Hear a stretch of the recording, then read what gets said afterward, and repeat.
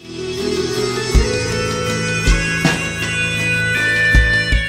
guys, it's Top 5 Wednesday, and today's topic is the top 5 books you would save in a fire. So coming in at number 5, I've got The Perks of Being a Wallflower by Stephen Chbosky.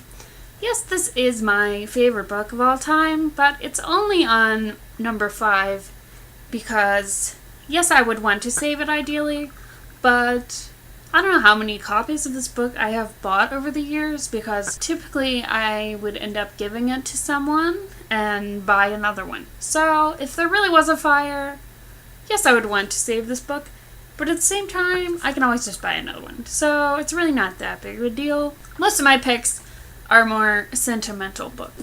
So number 4, this is kind of cheap, but I have The Muses by me. This isn't actually a real book yet. This is my young adult novel, which the title has since been changed to We Own the Sky.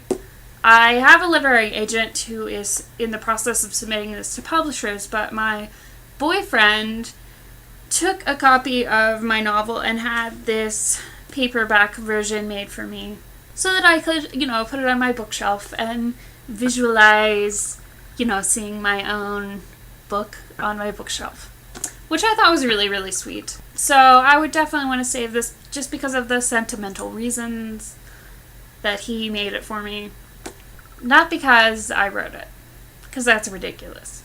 The number 3 book that I would want to save is my Norton Introduction of Modern Poems, the 2nd edition.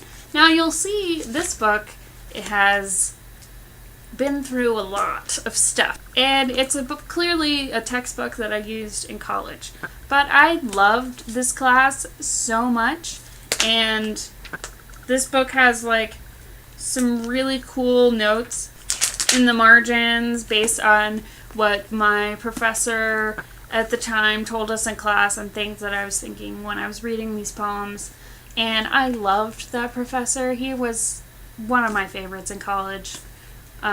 It was also helpful that he had a big Smiths poster in his office. And it's just kind of a sentimental book to me, even though it is in such bad shape. I mean, look at all the stuff I wrote on The Wasteland.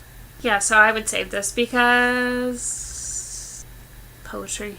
The number 2 book that I would save is this awesome hard copy of The Vampire Lestat by Anne Rice, because my mother just got me a bunch of really great hard copies of the first 4 books in the Vampire Chronicles for Christmas, and I was really excited about it because this is my favorite book in the Vampire Chronicles by far. Obviously I could buy another one of these if there was a fire, but I would definitely grab this one if I could.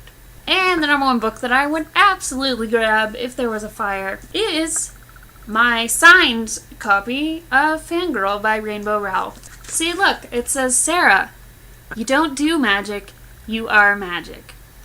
I mean, how awesome is that? I went to YALLFest and I was able to meet Rainbow Rowell and have her sign my copy of this book.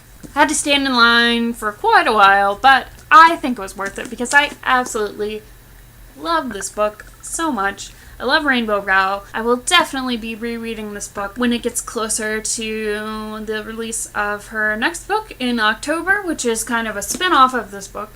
I'm very excited about it. Alright, that was Top 5 Wednesday, the 5 books I would save in a fire. Thanks for watching, and I will see you guys next time. Bye!